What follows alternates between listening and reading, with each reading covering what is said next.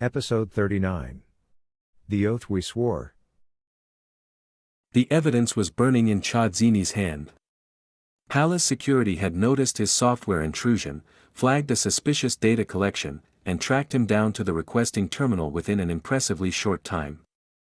But they had no details about the mission, or who was behind it. Shaji's Lanuka had worn the Transic since childhood, as a pendant, out of sight, on her skin. Metaforensics scans could reveal the original owner of the tiny piece of hardware in a few passes. He had to get rid of it. Bai Fij studied Cha. She looked exactly like he remembered her, but he doubted her assessment of him would be as complimentary. "Get the transport," she said. The female guard who had held Cha at gunpoint earlier walked away. No call sign mentioned. Not even a nod or stare was needed to signal whose job it was. A close-knit team. Operating on collective intuition. Relying on absolute trust. And give the man his meal. But just the meat, not the skewer. Cha's dirty, dry blood-encrusted appearance might not have impressed Bai, but that didn't let her underestimate him enough to hand him a small, pointy metal rod. But even the filled meat bowl he was handed came with opportunities. Religious practice was discouraged during communal meals in the levy fleet, but Cha could still sign a seventh mural into the crumbled dirt floor of the vendor stall without lifting his finger once. With the final circle, he would push the Transic into the now loosened dry soil. "Dinner with family," murmured the guards. Cha froze, looking up at the group. Bai nodded. Dinner with family, the seventh mural, was a cornerstone of ancestral worship. Assembling as many family members as one could, living nearby or summoning the dead through tales, was the true bedrock of Alu Dashad society. These guards recognized how much this meal meant to Cha. Believers. True Krug-Ze Dartuzki. Cha clenched his fist, still holding the Transic node. The old lady had prepared the meat to perfection. Sour on the bite. Sweet on the tongue. And spicy in the aftertaste. The flavors of life, condensed in a cube of dead animal. The bowl was empty when the transport arrived. Nondescript hovercraft, for 6 to 8, spacious enough to accommodate everyone wearing gear. The female guard stepped out of the pilot section. She pierced Cha with a stare, then turned to Bai. "This man here is trouble. The handler's guys will want to see him immediately." Bai took Cha's bowl. "You're in trouble with the assembly?" "Yes," he nodded. "Technically, I'm absent from my unit." "Penal unit." "Get in." "Explain yourself on the way," said Bai. "Do you want me to let them know we're coming?" asked the woman. "No. I want to hear this story first, before we inform the Keeb Puak." Cha climbed into the seat the woman pointed at. "White faces. Assembly staff," said Bai. The hover transport's interior was utilitarian, but the ride was surprisingly quiet. Bai kept shaking her head while holding her temple implant. Cha had no doubt she was glancing over Cha Dzeeny's file her colleague had found. Her blank stare switched to rays of fury, directed at Cha. "By the ancestors, Dzeeny." She took a deep breath. "What were you thinking? It looks like absence from duty is the least of your worries. What is this stolen classified equipment business, carrying a treason charge? A compounding treason charge, on top of the one you already had. Stolen equipment. The sphere drive array.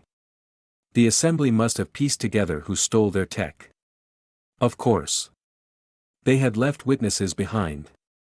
It all looks bad," he said, when read as a summary. "Bad?" Her voice was almost pleading. "Cha, they'll tear you apart for this. And now you added intent to compromise sovereign security." She was right, of course. A clever prosecutor could paint Cha as a terrorist. "How did you get all these reports so fast?" asked Cha. "Were you expecting me?" "No."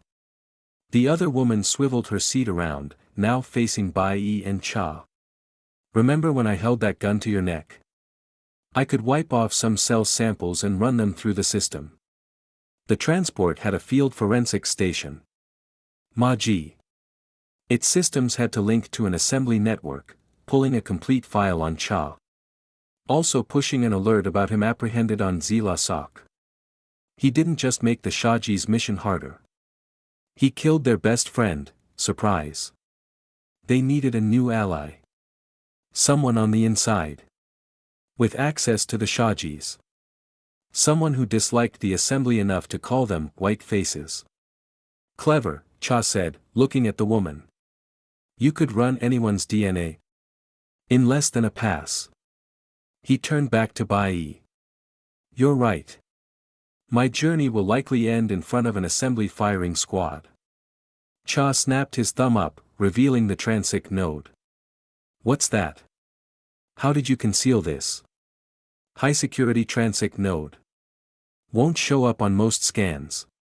It contains the data I collected. Why would you give this to me? Asked Bai. This will be evidence in a case against you. Regardless of her loyalties, Bai Fij did not want to see Cha Dzeeny harmed. Of that, he was certain. Certain enough. Would you give this back to the Shajis? Asked Cha. It is hers. The Shajis asked you to, that doesn't make sense. Don't believe me? He handed the transic to the other woman. Run your tests. You have all the royal family members in your database. The forensic station word. Clicked. Squelched. For a felt eternity. The unit beeped. The woman verified the results, then gestured her team leader to look at the output. Wrinkles like canyons ran across Bai's forehead. Stop the transport. Bai climbed back to Cha's seat. Besides your genetic fingerprint, the system found 2 more. One for Lenuka Amga. And another for Kel Chada. She held the transic close to Cha's face, her gaze searching. Beseeching. Pleading for answers. The Shajis gave me this. Lenuka Amga. She received it from her father, who gave it to her in case she ever needed to flee from enemies. The assembly, said Bai. Cha nodded. The Shajis wants to free her aunt from external influence. Bring her to the assembly world to take her rightful seat in the chamber. Restore the honor of Alu Dash. Reunite the fractured delegation. Reunite the ancestrate? Asked Bai. You should ask her yourself when she comes to the palace. The guard team exchanged long glances. The other woman broke the silence. Sentinel, we've all sworn an oath to the Shajis. You're right, we have. And I intend to keep mine. Loyalty to the Shajis I actually swore it to. The same you all pledged your lives to. And that Shajis was Lenuka Amga. The assembly VRO Zopak never bothered to formally install Vrishane Amga. Skipped the rites. Put her on the throne, and us as dressing around it. Cha wondered, when Lenuka Amga surprised him in his quarters on board the Tot Fei, and asked him to leave his life behind to mutiny and take over the battlecruiser for her cause, how long did it take him to decide? He recalled it as near instant. But maybe it had felt longer for the Shajis asking. This team here fought the same battle. The transport pilot spoke first. If the Shajis is coming, we need to hurry. What's the plan, Sentinel?